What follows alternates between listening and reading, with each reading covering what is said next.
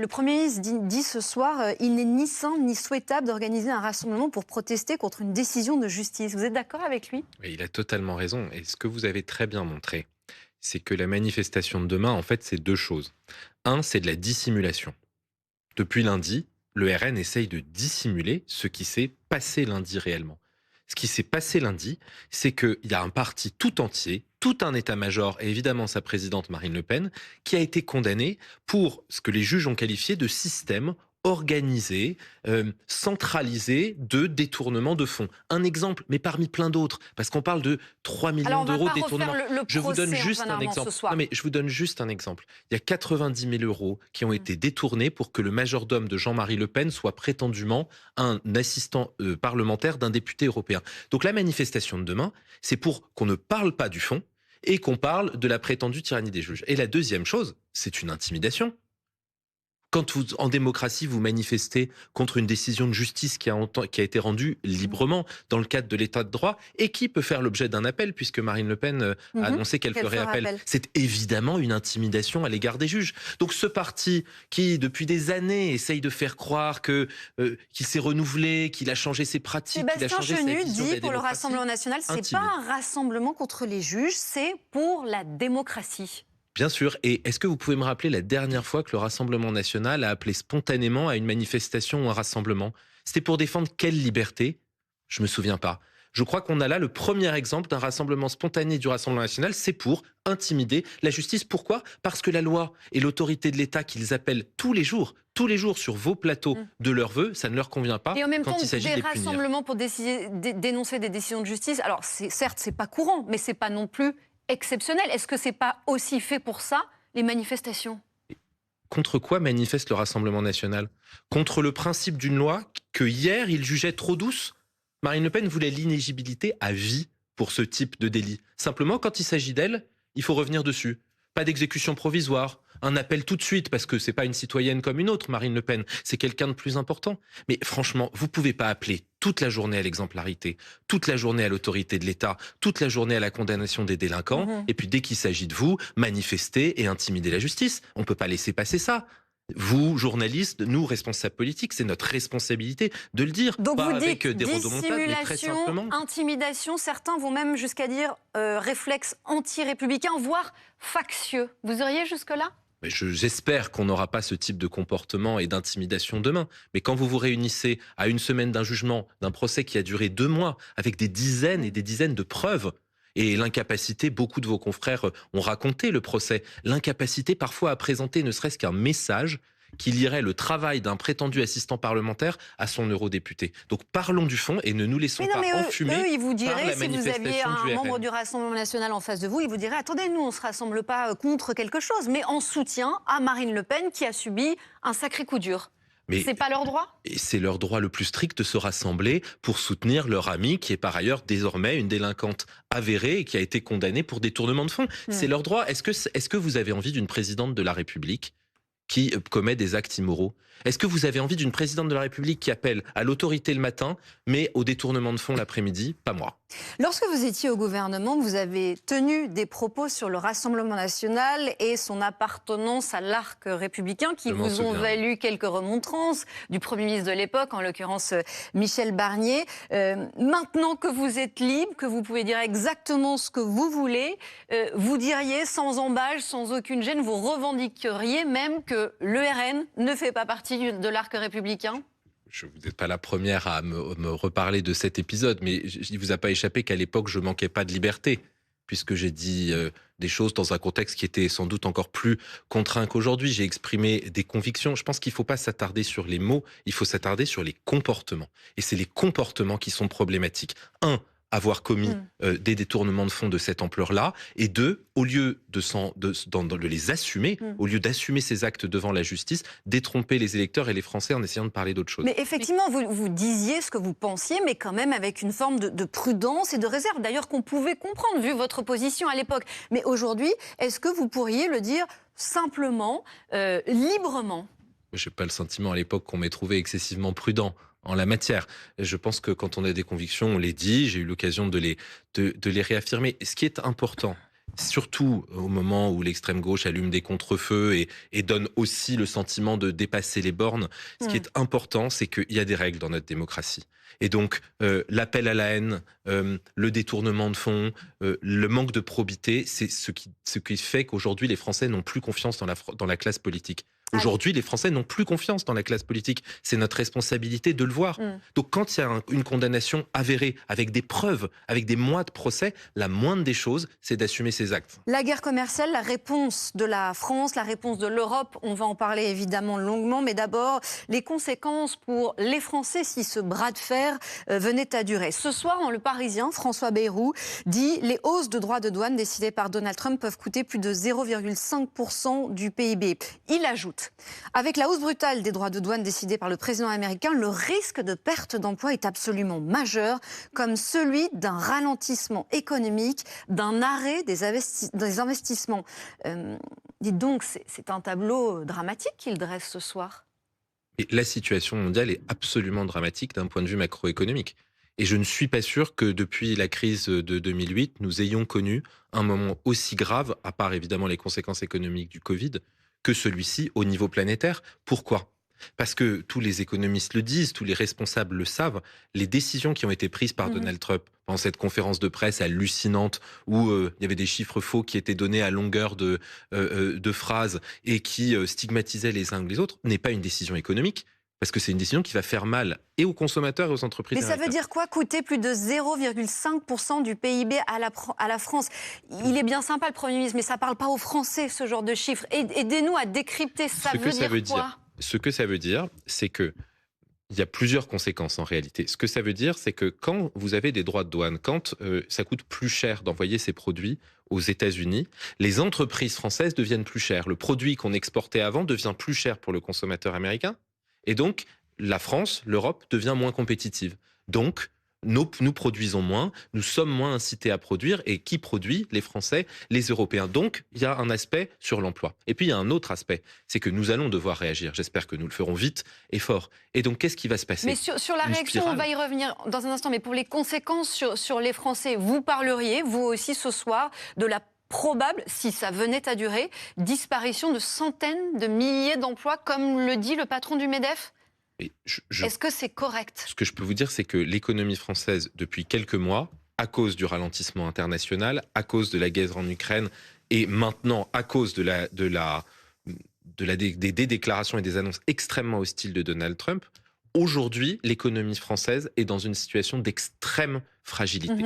C'est-à-dire que les acquis des dernières années, qui ont été conduits par le président de la République, ses gouvernements, les baisses d'impôts, l'investissement dans l'industrie, la baisse du chômage, ce sont des acquis qui sont menacés très très fortement. Tout est remis en cause? Tout n'est pas remis en cause, mais la fragilité qui vient se mettre sur l'ensemble de la plaque continentale européenne est énorme. Pourquoi? Parce que le monde dans lequel on vit est complètement interconnecté.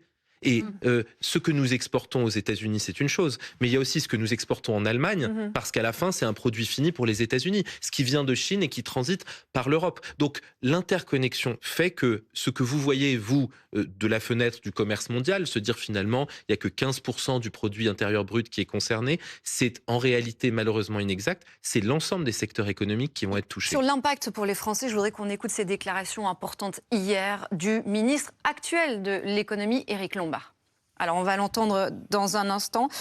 Éric Lombard, qui était l'invité de BFM TV hier matin chez Apolline de Malherbe, qui disait, quoi qu'il en soit, si le bras de fer venait à durer, il n'y aura pas de hausse d'impôts pour les Français.